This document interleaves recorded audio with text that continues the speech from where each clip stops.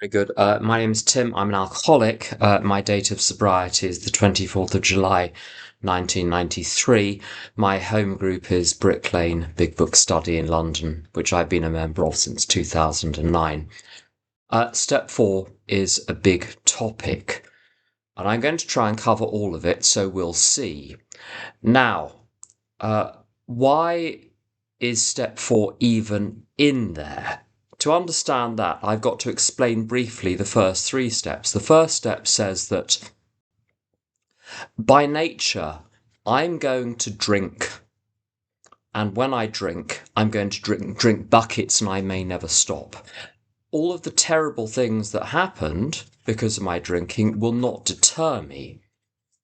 I'm not drinking because of illusion or insanity or childhood or pain or emotion or unhappiness or because I like camaraderie or any of the other reasons which are very commonly given.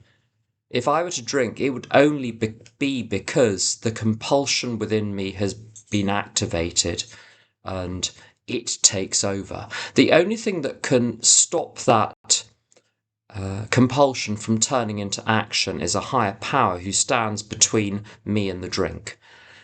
I won't go into details about that. You'll have to get someone else to talk about that on another occasion.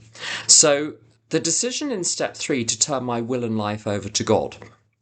Essentially, it's a deal where I say, God, will you look after me? And God says, absolutely, we can do that. But there's a tiny little thing that I need you to do for me. And I say, I'm all ears. And God says, I want you to do my will every moment of every day for the rest of your life. Deal? That's the deal. Now, if that's news to you, I'm sorry if that's going to be a bit of a shock. It was a shock to me when I first realised what step 3 meant, but that's what it means. There's no I anymore. There's no I want anymore. Completely off the menu. Now, having decided that, I need to do that simply to stay alive. But it also makes sense because it was promised and it's turned out to be true over the last 32 and a half years. That when I live life that way, my experience of everything is enormously better, both practically. My external circumstances are 1,000 times better, and my internal experience of those is better. So it's a jolly good deal. It sounds rough when you read the conditions, the terms and conditions, but actually it's very, very good because God's will it is always what is in my best interests anyway. So I just cut out the middleman me and just go straight to God. What do you want me to do? That will be what is the best thing for me. I don't need to work out what's good for me. I just need to ask God what to do. Now, you might legitimately say, well, why don't we just get on with doing God's will in steps 10, 11 and 12? We've made this decision in 3. Surely I can just go out and be a nice person and keep my mouth shut and keep my nose clean and tie my shoelaces and be nice to people and kind to people. Can't we just do that? Why do we have to go through this rotten palaver of steps 4 through 9? The first is that certainly it was the case for me, it's the case for many, not for everyone. I didn't have a particularly good handle on good and bad, right and wrong, what works and what doesn't work. I needed to do a full analysis in the step 4 using my own history as the case study to identify what works and what doesn't work, what is good and bad, what is helpful, what is unhelpful, because I was extremely confused. The point about being an ego-based person, which I was when I got here, is whatever I did seemed good to me. That's the starting point. That needed to be untangled.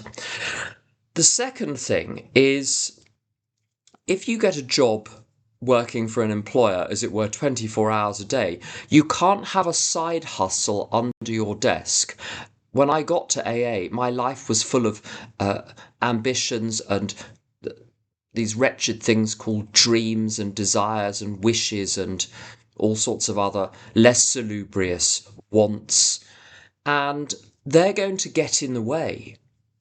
It's no good saying, well, I shall just do God's will. The voices that cry for self need to be quietened down. And I need to work out which side of my bread is buttered. It was only when I saw the full horror of living a life based on self through doing a step 4 that I was able to recoil back from it in step 6 and 7 and say, you know what? That was fun at the time, but I cannot carry on living that way. That's the second thing. The third thing, it's very difficult to pay attention to what God's telling you when your head is full of the most terrific noise, the noise of resentment and every form of attack thought of other people, when it's full of fear, when it's full of guilt and legitimate shame for all of the things that I'd done. That emotional turmoil needed to be eliminated. I needed to be in a position of peace. First of all, to be able to hear God's will, and secondly, to be able to put God's will into action in my life without any resistance, without any hesitation. And to do that, I needed to be at peace. The next thing is there are certain things which will separate me from others. The first one is my mental attitude towards them, particularly the attack thoughts. The second thing was the catalogue of secrets. Those were things that had happened to me, things that I'd experienced, but also chiefly things that I'd done that I felt rotten about. And then thirdly, there was the catalogue of all of the ways in which I'd hurt other people, in which I'd harmed other people. And so this needed to be gotten rid of through the forgiveness of all of the things that I was still upset about, the confession in step 5, and the amends in 8 and 9. So step 4 is not just something which has its own purposes, it's there for the subsequent steps. To do steps 5 through 9, which each have their own merits, I need the material in step 4. And lastly, to be of practical use in the world. If everyone thinks you're a schmuck, you can't be useful to them. I needed to clear the decks with people so that even if they were very badly burned by my behaviour and were disinclined to give me another go, at least they wouldn't stand in my way in any way at all. I needed to sort that out with my family initially, but also with other people as well. So there are lots of jolly good reasons for step 4.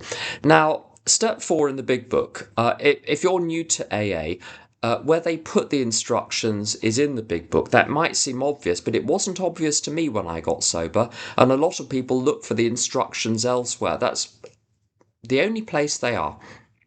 The 12 and 12, you see, this is why it's easy to get confused. There's a book called The 12 Steps and 12 Traditions, and you'd think from the title that this contain instructions on step 4, but it doesn't. It's a sort of fireside chat by someone who took the steps 20 years previously to other people who it is assumed have already taken the steps. It's not written for people to be able to say, do this, do that, do this, think this, do that, pray that, it's not there for that. It's very good, but it serves a different purpose. And also, it hadn't been reread Bill hadn't reread the big book before he wrote about step 4 in the 12 and 12, so you'd think they're two completely different steps. That's why if you try to use both, you'll get frightfully confused. It's best to just use the big book, in my experience. And then later on, at your leisure, or if you're American, at your leisure, you can read the 12 and 12 to your heart's content, and it'll be very entertaining. So the actual step 4 in the big book, you've got 8 pages or so, from 63 to 71. Now, the funny thing is, it says we're to do a moral inventory. Sometimes people say, well, it's an inventory of my defences which no longer work, or my tools, my survival tools which no longer serve me. I've never come across a character defect which has effectively defended me against the ills of the world. I've never found a character defect which helps me survive. If it genuinely helps me survive, that particular behaviour is not a defect. It really is, in my experience, a moral inventory, and not a psychological one. We're not interested in depth. Sometimes people have come to me with 10, 20 years sobriety saying, I want a new experience with the steps. I want to go deep. I want to do a deep dive. There's no depth in step 4. If you want depth, Go and see a Lacanian. You'll get depth there. There is no depth in step 4. It gets me to write about the things which are visible to me. If they're visible to me, they're visible on the surface. I don't need to look far. I know what I did because I was there when I did it. I know I'm upset about something because I'm upset about the thing. We're not looking for hidden things. We're not interested in why, we're interested in that. What did I believe? What did I think? What did I do? And those are the 3 levers, or if you're American, levers, you can pull. I can change my beliefs, I can change my thinking, I can change my behaviour. The things I can't change are other people, the world, the past, the future, my life in some kind of general way, my very nature, or the results of my actions. My hula hoop is very small. But if I change my beliefs, my thinking, and my behaviour, everything else eventually will change in its own time and in its own unpredictable way, but it will change. So it's going to be a moral inventory. Now, apart from the mere admission that one has resentment, the first question, which asks me to actually look at myself morally, is on page 67. What were my mistakes? And then it says, where was I selfish? Where was I self-seeking? Which is very odd. The step starts on 63. The first inventory question is on 67. Halfway through, you're halfway through it before it asks the first question about you, about your own, my own moral conduct. Everything up to then is about, there's some introductory stuff, but everything up to then is about resentment. Now, resentment is not the only character defect, so why do we have 4 pages on it? And I think now, after many years, the answer has become clear.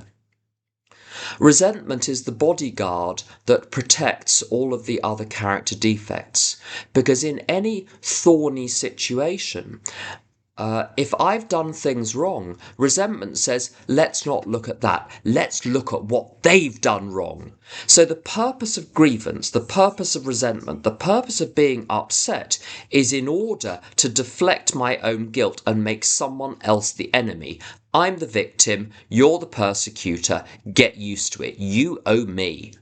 I can't look at myself when I'm full of self-righteous anger, offended, hurt, upset, frightened, aggrieved, self-righteously proclaiming that everyone in the world has got it wrong and writing nasty little messages on Facebook and telling other people exactly how they're wrong. This is the bodyguard against doing any sort of inventory.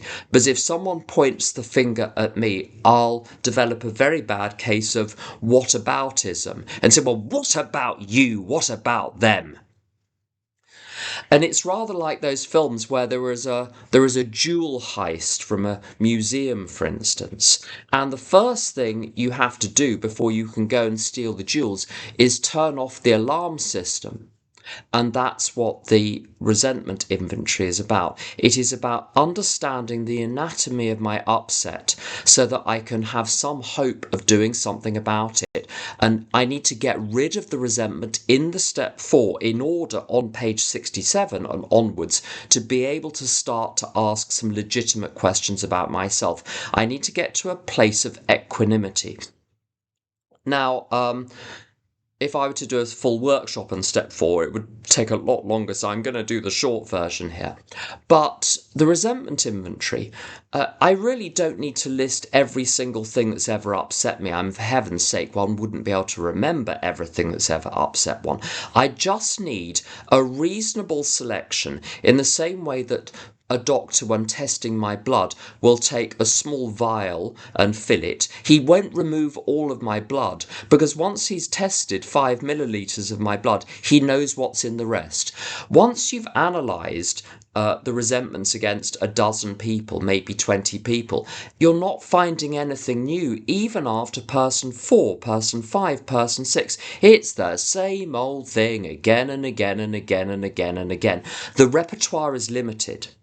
And so to get a good selection is jolly good.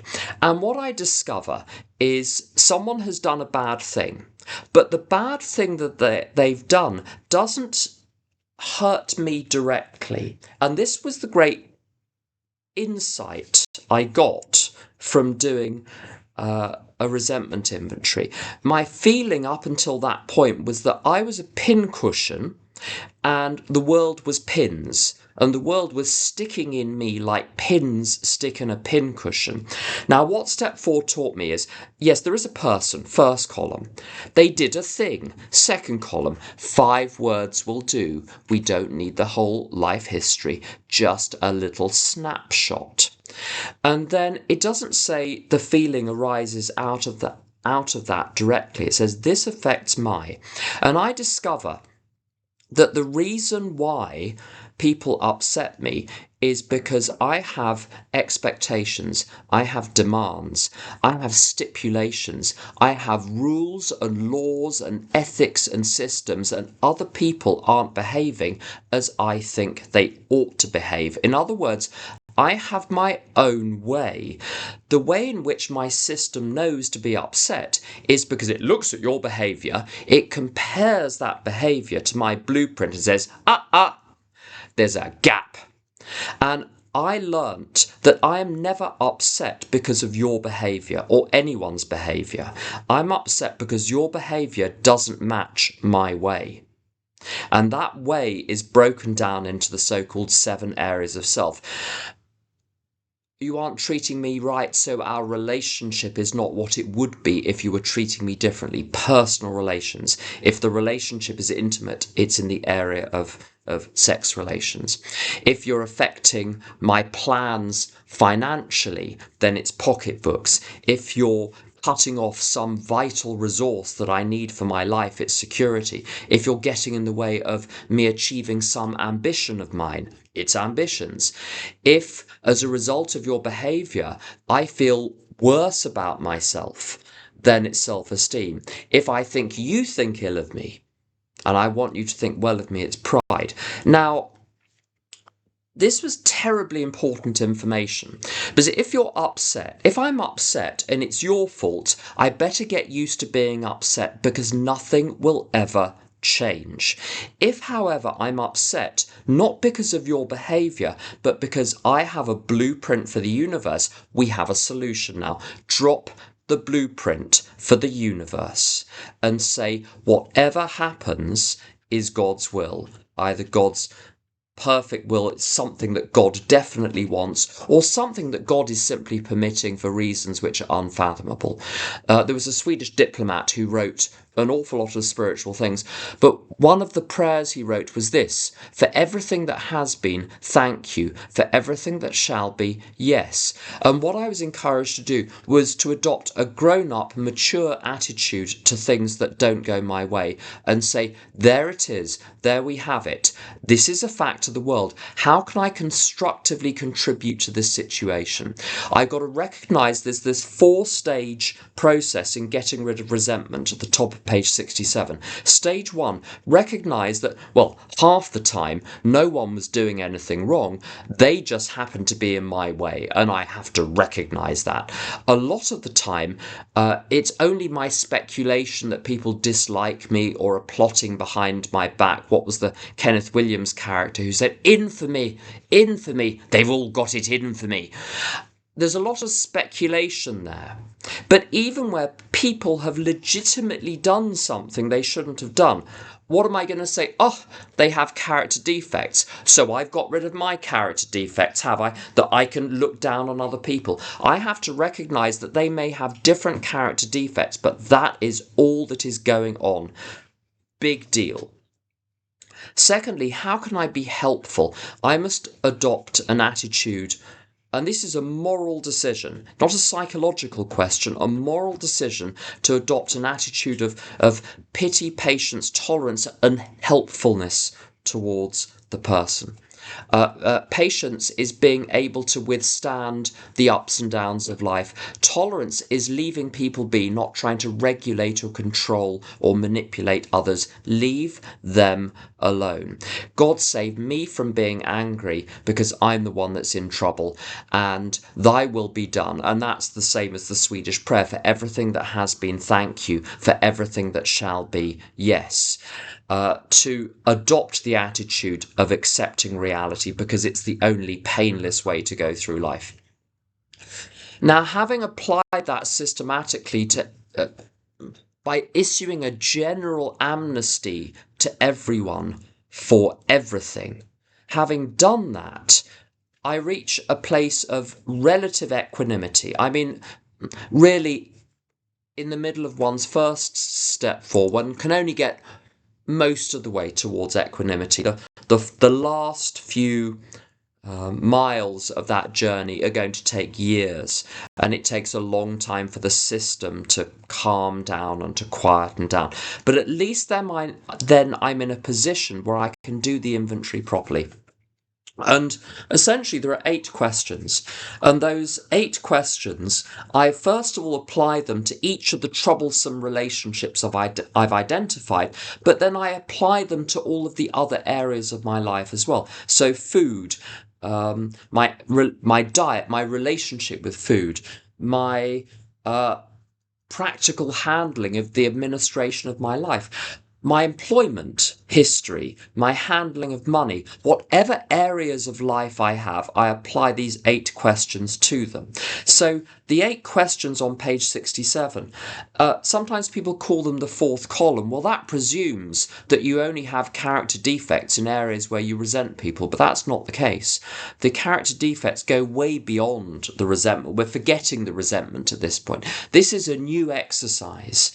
Its aim is for me to get a handle on where my beliefs, thinking and behaviour are wrong in each area of my life, in each major relationship, in each category of relationship. And the 8 questions are these. They're very, very basic questions. Number 1, mistakes. That can be, how am I looking at this wrong? What did I do that I shouldn't have done? Selfish. Where did I put my interests first, where I should have put other people's interests first, or the good of all first? Self-seeking. What was I after? So that's about internal motivation. Selfish is about action. Self-seeking is about what I was after through that action. Fear. What was my hellish, dystopian, apocalyptic scenario I was trying to avoid? What was I frightened of? Dishonesty. Where did I tell porcupines? That's lies for you Americans. Where did I tell porkies? Where did I deceive myself? Where did I cheat others or connive in some way? Where was I scheming? Where was I underhand? Where was I to blame? And that's a couple of things. It's where I set the ball rolling with messes of situations, or where I took a situation and made it worse. Faults, which is the 7th question, which coincidentally prepares me for step 7, is the character defects, the named character defects, things like pride or envy or sloth or gluttony. Sometimes a single word can save you a very long conversation. Cowardice. People talk a lot about fear, they don't talk about cowardice. You describe something as cowardice, I tell you, you jump out of that attitude very quickly. There's almost something noble about being frightened, but no one wants to be a coward, and there's a cigarette paper between the two. So sometimes it's very good to be able to name character defects. And then the 8th question is wrongs, which is the ways in which I harmed someone else. And so that segues very beautifully into step 8. Now, having done this, I've got a good catalogue, but there are a couple of extra little inventories. The first one is the fear inventory. What I discover, I think, first of all, one simply brainstorms to get all the fears out onto paper. And then Bill, rather than trying to get us to work out why we're frightened, he uses a rhetorical question. He says, we asked ourselves why we had them. Wasn't it because self-reliance failed us? What is self? Self is my attempt to make a name for myself, to have an identity in the material world and to make it work. I don't know if you've noticed the material world, but it's very unreliable. If you have a wish, a desire, thank you. If you have a wish, a desire, or an ambition, it's very, very hard work getting that met, achieving that aim. To be full of deferred happiness, I will be happy when ... which is the theme tune of self, is to order perpetual fear. The only way to be free of fear is to adopt the philosophy which runs like the words through a stick of Brighton rock through the big book. And the philosophy is this. If you imagine an actor in a play who has forgotten he's the actor and thinks he's the character, and the play is Macbeth, he's going to be terrified, and he's going to then step out of the fact that he's an actor into the character and try to actually be the person. He's going to start manipulating, he's going to go off script. If I remember that I'm the actor playing a part, I as the actor am unaffected by anything that happens to my character. And so God sends me into the world, according to page, I think, 49 of the big book, as an intelligent agent to do some stuff. If that goes well, if that goes badly, I don't care. It's God's business, not mine. If I make a sincere effort to do what I believe to be God's will, and that's the essence on page 68, if I make a sincere effort to do what I sincerely believe is God's will, I'm paid by God. The actual results, we don't get performance-related pay, we get effort-related pay. So I could care less about the externals of my life. It sorts itself out. Why is this even possible if one is a flesh and blood human being? And this is the point. There is a flesh and blood thing, which is my body, but my body and the whole extension of that, my whole physical life, my whole manifestation in the material universe is simply where I'm living. It's the garment. It's not who I am. What am I? The book tells me that we're children of God. If God is spirit, and God is spirit, because God isn't sitting in Milton Keynes. God is spirit, and I'm a child of that spirit. I am therefore spirit too.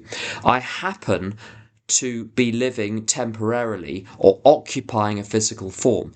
But I don't believe spirit was ever born. I don't believe spirit ever dies. Anne Lamott says brilliantly, death is a fairly major change of address. If that's my concept of who I am, I can take the world with a significant pinch of salt, because I know that I don't actually belong here. When people say, I never felt as though I belonged, you're right. Stop trying to belong. You got it completely wrong. You want to belong to this. You're joking. Now, when you realise that you're spirit, you can actually enjoy being here. It's amazing. There's so much to do. There's so much to do as long as you don't have a dog in the race, as long as you don't have any skin in the game, as long as you don't have an investment in the value and purpose and identity of your life, residing in things over which you largely have no control. That's a rotten way to live. So the answer to fear is a philosophical upgrade a la Big Book. The last inventory is a so-called sex inventory. It's not really an inventory of sex, so don't get excited. It's an inventory of your intimate relationships. You think you've had 37, no, you've had the same one. Oh, you've had the same one 37 times, with a few sides of this and sides of that, but the main course has always been the same. So there isn't a lot to write. It's good to have a look at that, but it does give you a tip for how to handle problems. It says, go to God, ask God what the ideal attitude and action is, and then try to live up to it, and it will take a while to get there. Don't beat yourself up if things go wrong, but be willing to move in that direction.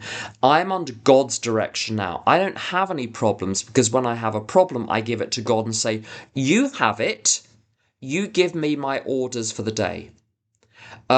And that's why it's not that there aren't things going on. There are things going on, but they're not my problem. They're God's problem. Thank God they're God's problem, not mine. So that's a little rundown of step 4. Thanks for listening, and I'm enjoying the meeting and looking forward to what people are going to say in return.